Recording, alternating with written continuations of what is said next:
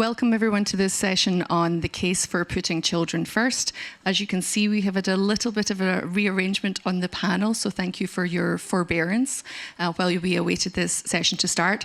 I always take the lesson that if the hosts of the party are not flustered, then the rest of us should be relatively relaxed.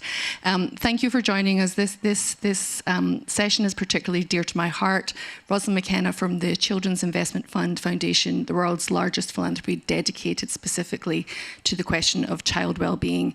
We're really delighted to moderate this panel in partnership with PPF, and really delighted with this exceptional panel in front of us. So hopefully it will be an interesting discussion. Just to do a very brief introduction, I will not do justice to their complex and esteemed careers, but to give you a sense of who we have on the panel.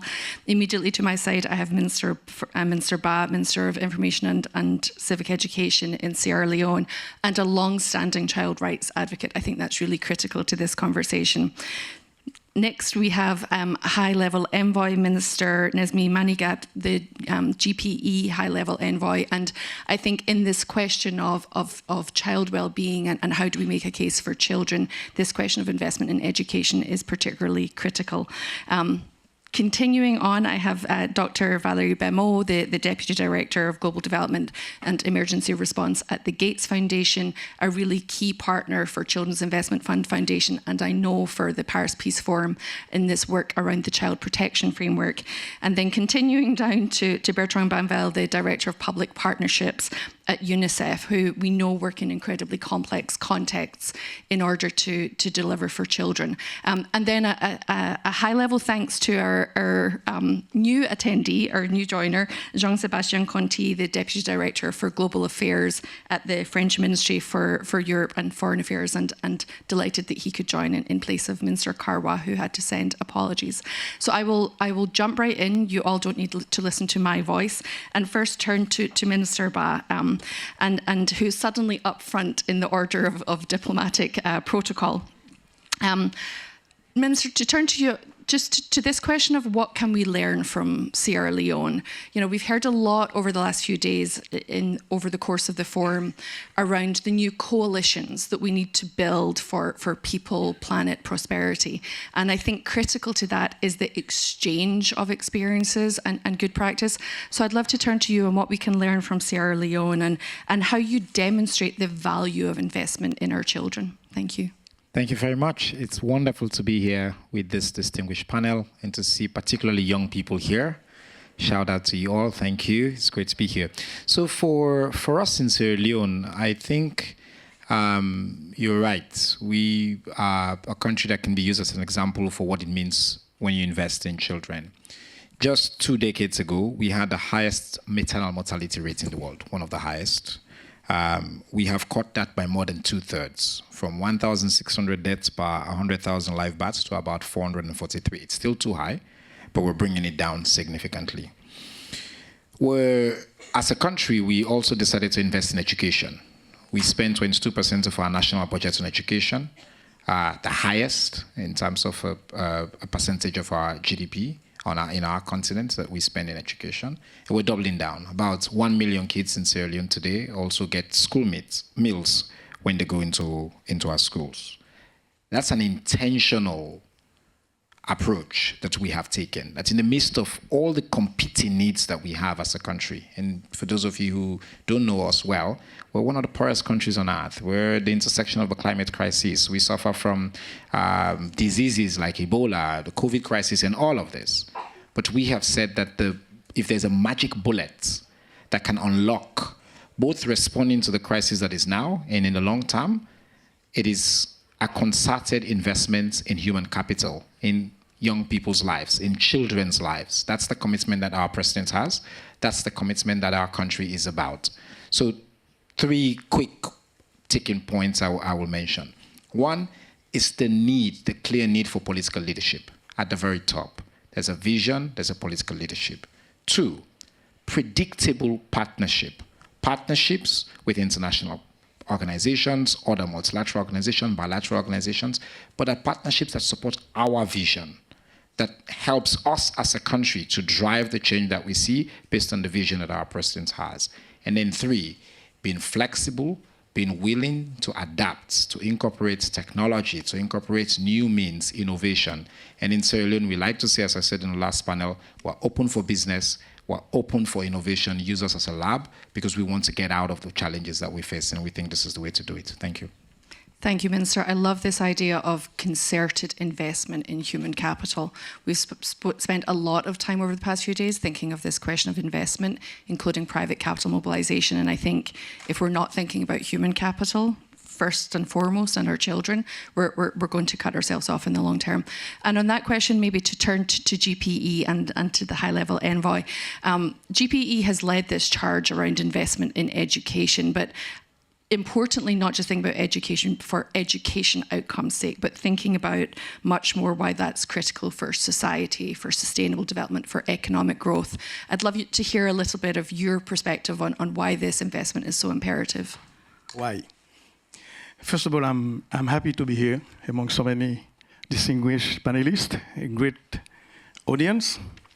I'll be speaking in French, so put your head, please. Je vais essayer de répondre à la question en posant une question. I'm going to try to answer your question by asking a question myself. Could you imagine a village or a country without any school? Could you imagine a country or a village where children every day spend their day in the streets or at home? Can you imagine one day a country or a village where all children do go to school, but they do not learn what they need to learn, and they do not get the appropriate skill?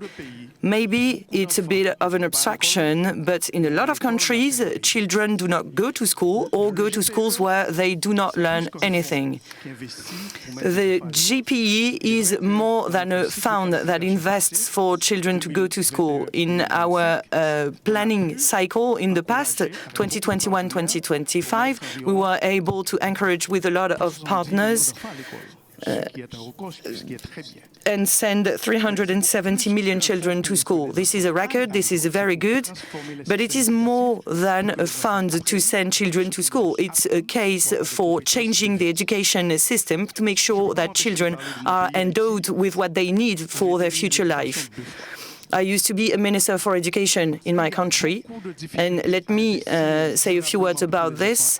It is very challenging to invest in schools, in making children able to go to school. As you know, you've heard in the news, there is a lot of gang violence, and half of those bearing weapons are children. All countries have to heavily invest in education for their cognitive, personal, emotional development. It is a matter of emergency. Otherwise, children will be hired by the gangs and they will not be able to work on their future. I absolutely agree with the last UNICEF report about the cost of inaction when it comes to children's education. But when the GP decides to invest for girls and then for boys, when they decide to invest early in life, no matter what you do when children are 7 or 10, it's too late and there's no way to go back. So it is important to invest in the education of young children with the partners around this table. We need to think about the holistic child when we think about this. It's not purely a nutrition investment or an education investment or a health investment, because children's lives are complex and we have to bring that to bear in the design of the investments and this question of the quality, not just the measurement that children are in school. That's insufficient in itself. Valerie, can I turn to you? The Gates Foundation has such a long track record in thinking about that holistic child and working across multiple sectors. You obviously have the benefit also of a global perspective in looking across geographies, across regions. What are the global trends that you're seeing in this space that we need to pay attention to around child well-being that offer opportunities and present risks to some of what we just heard from the high-level envoy as well? Thank you. Really pleased to be here. I think if you asked me this question maybe a year ago, I probably will answer it differently. there have been a lot of progress made on the child health, on progress, on economic, on development, a lot. Unfortunately, this year changed the paradigm.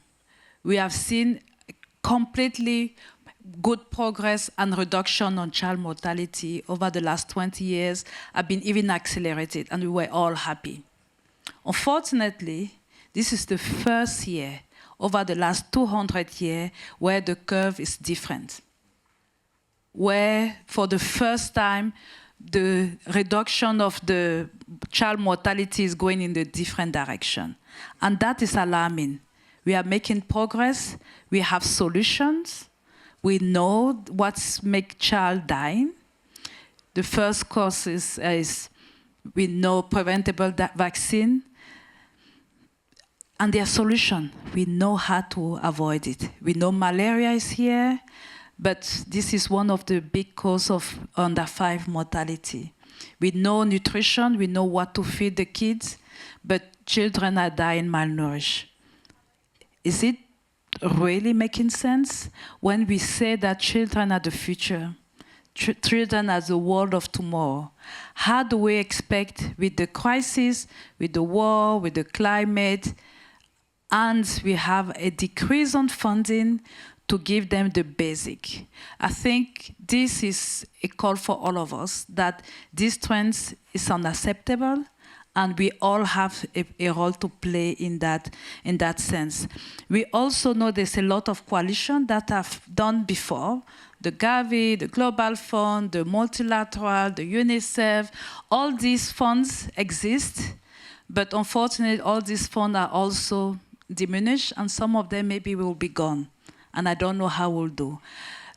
In addition, a lot of the country, I'm glad that Minister Bah is here, Haiti also. I think this is call also for our government, for domestic. Country need to have vision, country need to put it as a priority. The child is an important, but if you talk about child, we talk about mothers. You can't have a healthy child without a healthy mother. You can't have a healthy mother without a healthy family, healthy community, and a thriving economy. And I think that is what we have to look at it in the holistic way. Thank you. Thank you, Valerie. I do wonder about that. How are we going to stand over our record if we know what is needed and we know what works, and we've started to bend that curve on progress and development progress, and we slow down and we turn back and we fail to deliver? You know, I think that's the challenge for all of us, is what story we'll be telling in 5, in 10, in 15 years' time. Thank you. Just, Bertrand, I'd like to turn to you. I mean, Valerie has talked a little bit about this question of knowing what works and the solutions, but I recognise that UNICEF operates in very challenging contexts often. You know, and I think right now of Ukraine, of Gaza, of Sudan, of the countries impacted by Hurricane Melissa, and what that will mean for children's access to education in the coming weeks and months. I'd love to hear from you around how UNICEF makes the case for investment in children in those contexts, because in those contexts we have spiraling and perhaps even more complex needs. So I'd love to hear the conversations that you're in. No, thank you very much. Of course, your question is very relevant with what's happening these days. I mean, we see possibly children being in the eye of a perfect storm. I mean, rising conflicts, climate change, which is out of control, displacements. We see also deepening inequalities, rising child poverty. At the same time, we have fewer resources to deal with these increasing needs. So the key issue for us is how do we mobilize others and how we prioritize. So the first line of action for UNICEF is actually to come to a realization that, you know, speaking about child rights might not be enough if we want to mobilize partners. And it's important for us to adapt our narrative to the key interest of the different nations, including their national interest. Being able to link the issue of children with the issue of instability and insecurity, for instance. Being also able to link the case of the children as an investment needed for not only for them, but for the whole society. And I think just now, Valerie reminded us about the amazing return on investment we had in the last 20 years. I mean, having the child mortality in 25 years is just phenomenal. I don't know if we have so many investment with so high returns. So I think this is also the case we want to make. And the last point is, Special Envoy Maniga, you told us exactly about what we're working on, which is highlighting also the cost of inaction. If we don't act, what is going to happen? So that's the first line. The second one is we have a strategic plan which is focusing on 5 areas that have been defined through a consultative process. The third is really to strengthen our support to the national systems, national policies, reforms, etc. And this is very much what Ambassador Minister Bah told us about. But we need to do it in a differentiated approach along a typology of country. Not all countries have the same needs and the same development of capacities. But in all of that, we look for scale and impact. And the last one is exploring innovative financing, bringing blended finance, bringing the private sector in helping public sector, in supporting public sector outcomes. Thank you. I like this idea that we do it because it's the right thing to do and it's the smart thing to do. And I think those twin narratives are ones that we need to continue to build and grow. But you've also spoken to these dimensions, and a few of you have, around both the role of external partnerships and then this question of national systems, national ownership and leadership and capacity. And on this first question, of this first dimension of external partnerships, to turn to Jean-Sebastian with thank you for joining us. We are here in Paris.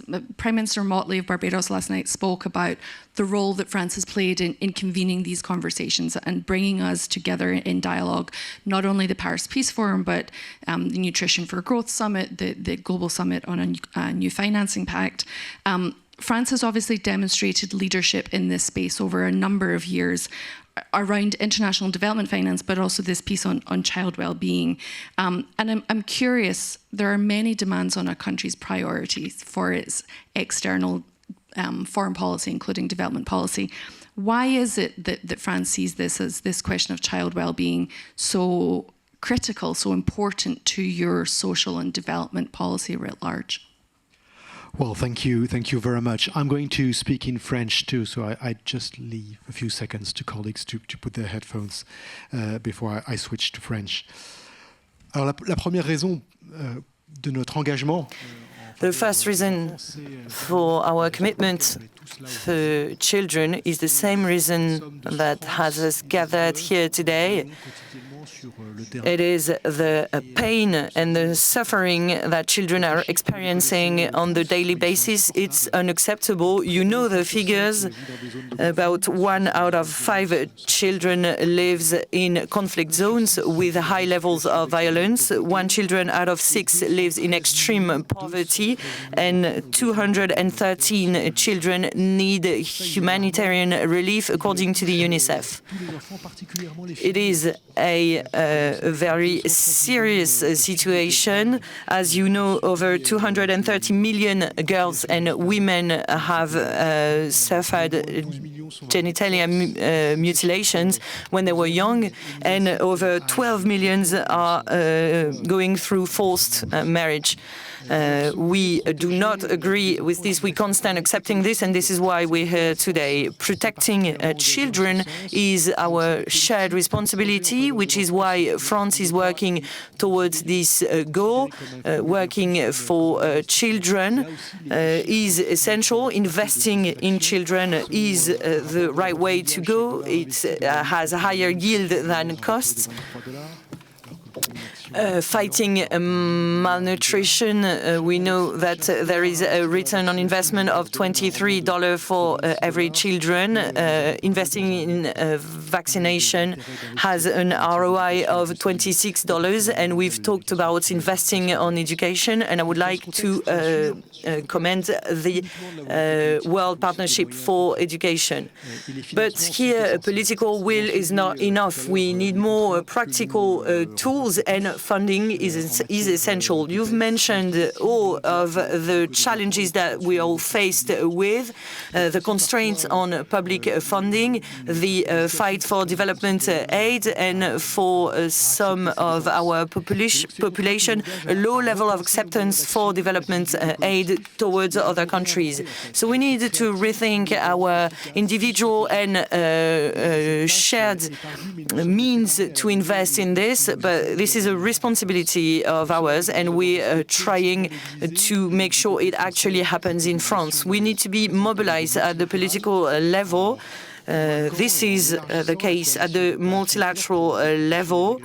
So we are fostering those coalitions to make sure that we keep going the right way. At the national level, we need to make sure our citizens understand how important it is for us to act at the international level by them understanding their own impact further than the ethical need for it. We also need to rethink how we fund. We need to try and strike a balance between civilian society, funders, donors. Everyone needs to be brought together in an ideal of partnership. We also need to explore other means of funding in order to increase synergies and projects. We need to be innovative in the way we manage our projects. And this has been made all the more evident by previous examples, including the result-based projects led in Rwanda, and that proved extremely effective. France is at the forefront in that matter, and you can count on our ongoing commitment. This commitment is translated into facts in the fields of health, as evidenced by United support in education, as evidenced by our support to the Global Partnership for Education. We spend over 3 billion euros every year for the education continuing, both on multi and bilateral level. And we also help with malnutrition. Malnutrition under all its forms is one of their priority, as evidenced by the Education for Growth that was hosted by France back in July. It is part of our collective responsibility. We need to remain committed, and against that backdrop, I would like to thank you again. Thank you. Thank you, Jean-Sébastien. And I think this collective mission, we've spoken about the role of national governments, the role of external partners, the role of multilateral partnerships, and the role of the private sector and private philanthropy. It strikes me, to your point around public support, then that collective mission is also populations, right? We see the frequent data on the lack of public support in advanced economies for investment in international development and international climate. But I think we both need to engage with that conversation and also recognise that actually where it is investment in children, there is a higher level of support that comes from national populations. So how do we think about that as the rationale for our investment in long-term partnerships and something for us all to take forward? Minister Bah, to turn back to you, the prioritisation of the girl child is of significant importance to the Children's Investment Fund Foundation, whether it is around preventing child marriage, ensuring that girl children stay in school and are set off on a trajectory of quality jobs, thinking about the issues you've spoken around maternal mortality and child health. I know you've been a long-standing champion, advocate for girls' empowerment. But I do think on this question of investment in children, we have to ensure that we are reaching those most marginalised, that we're not only doing that for children that are already at the centre of our provision. Can you say a little bit about this question around how do we prioritise within that frame of child well-being and investment in children and ensure that our policies are encompassing of those children when we design them? Thank you so much. I'm a Minister of Information and Civic Education, so I want to touch quickly, if you'll permit me, on the question of bringing the public along, because I think it's one area that's, I come from development, you're right, I ran an INGO as well before I took on this role. It's one question where, because we all agree in this room on this conversation that we're having, it feels like we have been so advanced and left the public behind. Agreed. And that there's greater suspicion of what we call international aid, justifiably so, because there's been a lot of corruption, a lot of confusion about where the money goes. There's a lot of exploitation as well within that sector. And frankly, we've built bureaucracies that suck up the money and not worked sufficiently with local populations. That's really important. And I think that's a big part of this work that needs to continue to happen in terms of bringing populations, especially in developed countries, along with us. And secondly, to your point, for us in Sierra Leone, in investment, and one of the points I was going to add was that we also have to look at the data, and the data helps us. And that's why investment in girls is not an emotional case. It is the case to make if you care about, I'm a man feminist. A lot of my life work has been on focusing on supporting girls and supporting girls' transitions, and people ask me why I care about that. I said, well, I was born in a slum, I was raised poor, and I was raised by a single mom. If you care about poverty, if you care about inequality, if you care about ending violence, you have to care about girls' education, because the data is clear. If you invest in girls, get girls into school, end child marriage, reduce sexual and gender-based violence, make sure girls have kids when they want, at their own time, the return on that investment is massive. It leads to transformation in every single area of your country's life. So the point we have to make, and part of this case again, to making the case to the public, is this investment is not it's not a nice to have. It is what is required absolutely to change the trajectories of our country, and that's why we're doing it. Thank you. Yeah, I think this deserves a particular round of applause. But you touch on something there around how do we make this case if people are working in their silos, right?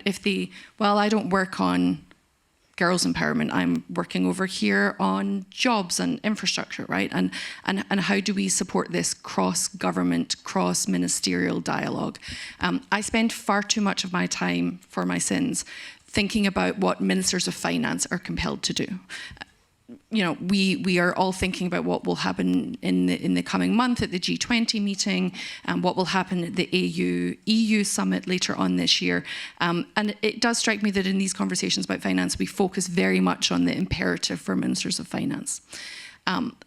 We have a challenge in making the case to ministers of finance that investment in health, investment in education is a jobs priority. It's an economic growth trajectory. Turning to you again, high-level envoy, I'm struck that you have that previous experience as a Minister of National Education in Haiti. And I'm sure we're challenged by this question of how do we make the case across government to our ministries of finance, to our external financing partners, that actually this is a good investment, making the public case, the political will to mobilize investment. I'm curious if you can share some of your experiences from that national ministry perspective on how to, as governments in the global majority, to more effectively mobilize that investment for child well-being. It's a tough question. Excellent question. Very hard. Allez, je speak in French. C'est bon.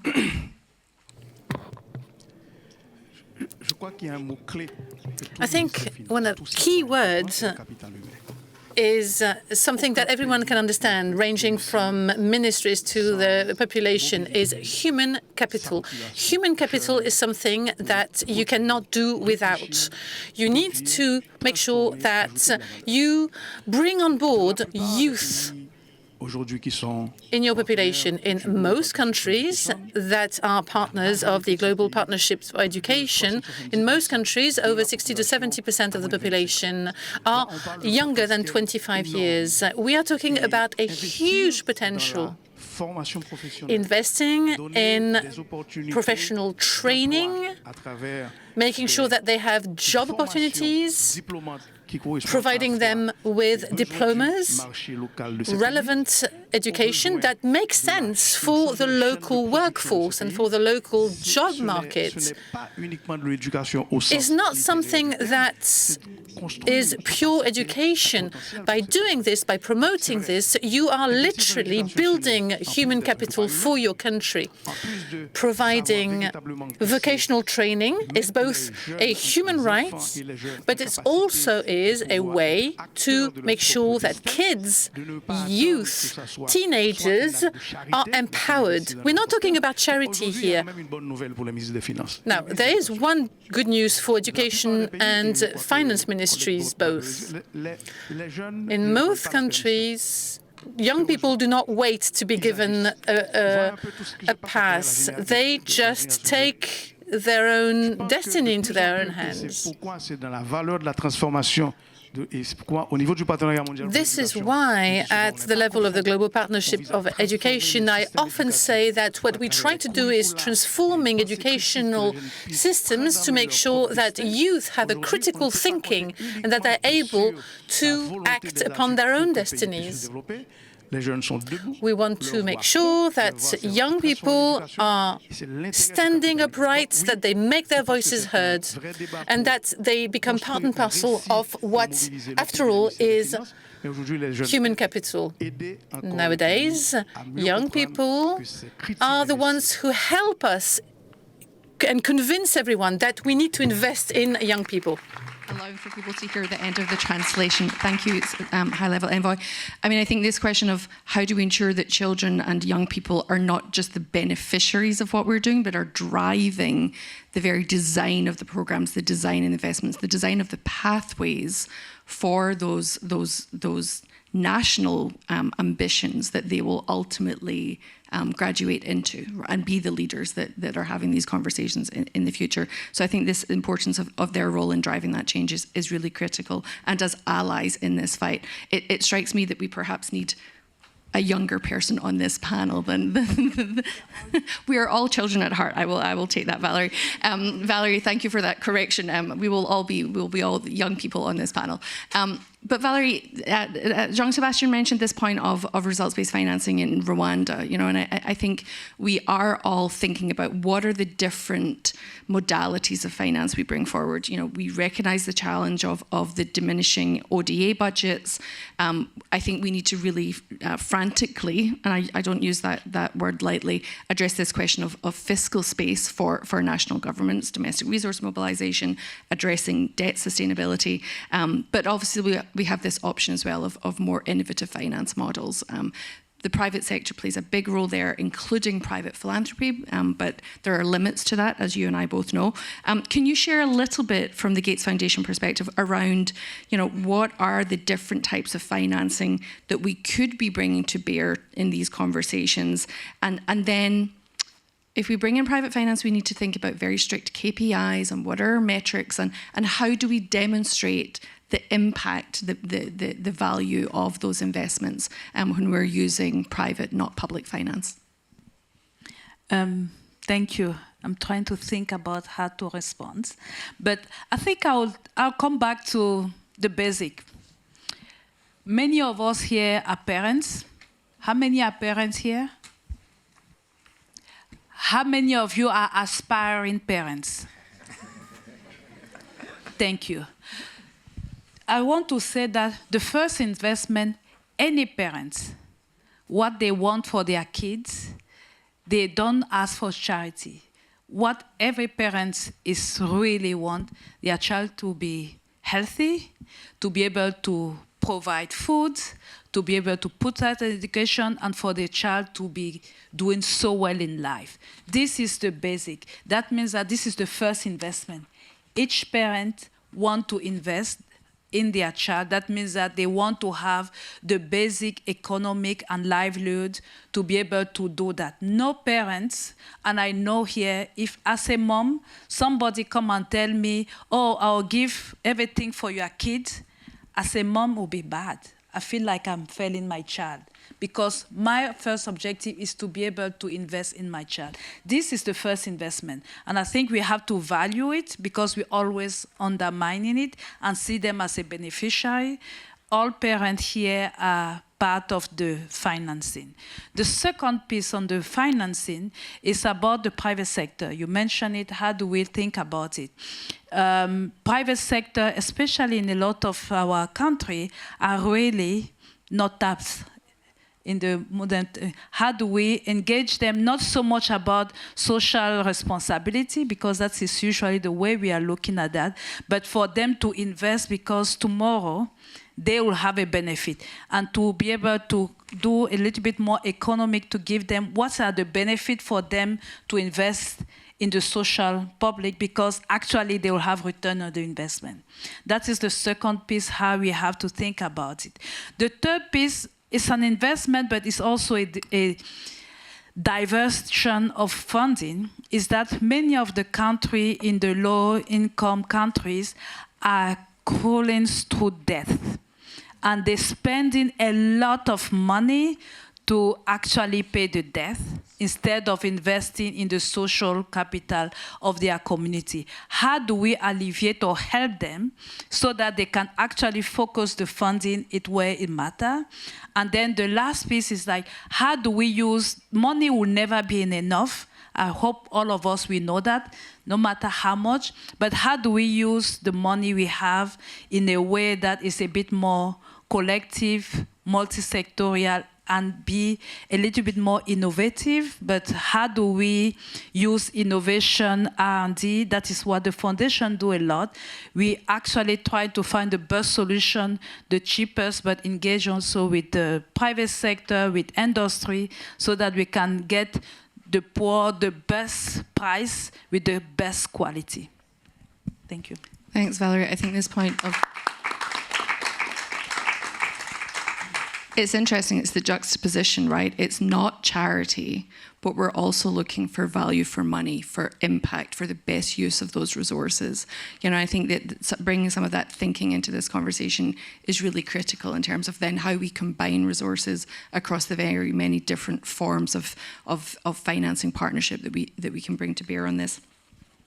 Bertrand, I'm going to take a sip of water in a moment, but maybe Bertrand, if I can come to you, we've talked in some ways about broad fields of health, of nutrition, of education, how we support some of those interventions that are also about more of the bodily integrity rights of children. But I'm curious, you know, you are the director of partnerships. You're the one that has to go out and make the case for this.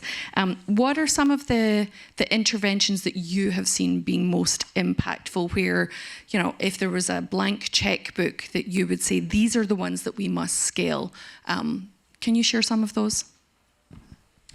Yeah, thank you. I'll be happy to, because we need also inspiration in the world we are in to show a way on how we can still improve the lives of children. But let me say first that what we've learned in all our interventions, that if you want to be impactful and successful, you need a combination of early investment. Very much an investment is the national systems and inclusive partnerships. And that's the only way really you can get some results at scale and sustainable. And in doing so, you reduce actually the reliance on ODA that we mentioned earlier as a key element in our narrative when we want to bring the public on our side. Let me share with you maybe a few examples. One is the Gavi Alliance. I think many of you know the Gavi Alliance, very much focusing on delivery of vaccine for children. We saw over the years the Gavi Alliance moving from just the provision of vaccines to the strengthening of health systems. And thanks to that, we manage now to actually vaccinate children in a sustained way, in a regular way, not moving away from the campaigns of vaccinations we were supporting in the past to systems which are much more sustainable. So it combines external international financing with also the investment from the countries into their national systems. Another example I will give is, it was mentioned earlier, is the Nutrition for Growth program, which again, bring some international partners, whether they come from the public or the private sector, and together with actions or with what communities do themselves to improve the nutrition of their children. And very often it's multisectoral. It's not due only to one intervention. We have also examples coming from Brazil or Kenya on the cash transfer programs, which are getting increasingly interesting and impactful if they are linked to other type of sectoral interventions. Because through these programs, you can really improve access to education, get better nutrition for the children, and get them also better protected. Another example would be what we do in terms of promoting digital education through learning passports. So these are examples of what we do. Again, the key is to go through the national policies, the national systems, and embed also children's rights and children's needs as part of the national budget. So these are a bit examples. Again, we need to move away from little fragmented projects and to look for scale and impact. And the only way to do so is really to invest in the national capacities, national systems, and supporting national policy reforms and budgeting for children. Thank you.